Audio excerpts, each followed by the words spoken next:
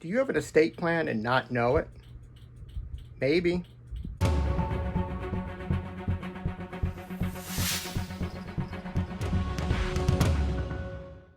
Hi, I'm attorney Karl Shehu, the founder and managing member of Shehu Legal here in Connecticut. So could you have an estate plan and not know about it?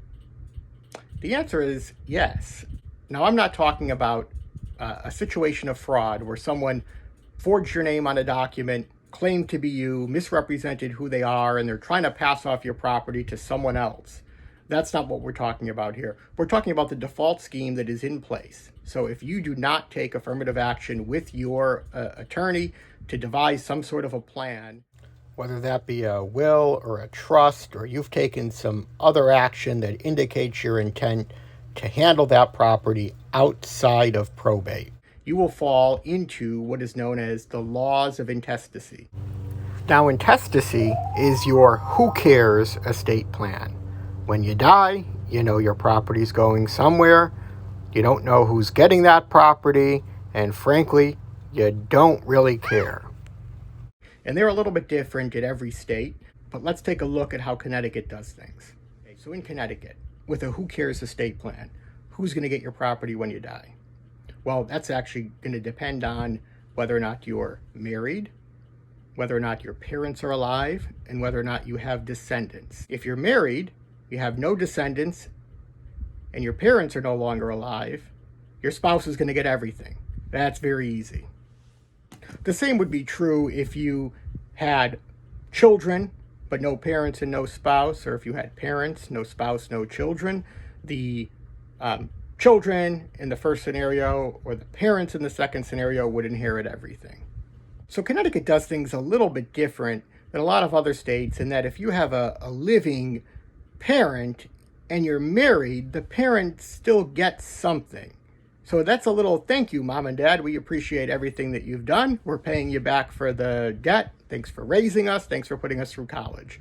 So then what does the parent get? Well, the first $100,000 of the property would go to your spouse.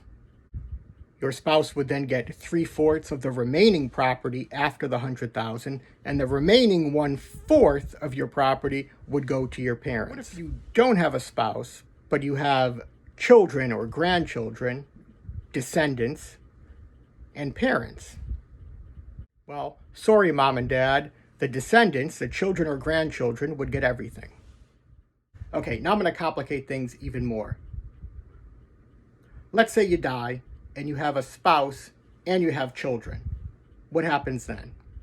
Well, it depends on whether or not those descendants, children, grandchildren, great-grandchildren, are yours.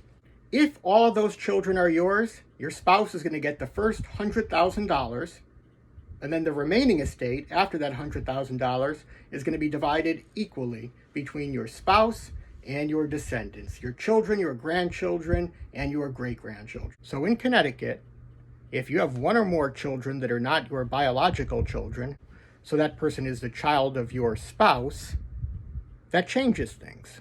In that scenario, 50% of your estate would go to your spouse, the remaining 50% to your descendants, your biological or adopted children, grandchildren, or great-grandchildren. As you can see, a who cares estate plan, the laws of intestacy in Connecticut are complicated. So it would be interesting for you to take a look at your family the way it's structured right now. And if something happens to you and you have done nothing, you have a who cares estate plan, who's going to get your property? Are those the people you want to get your property? If not, you better do something about it. Take action to protect your assets. Pick the people you want to receive the specific property that you want. Elect some sort of estate planning and don't just rely on who cares. I'm Karl D. Shehu. Memento Mori. See you next time. God bless.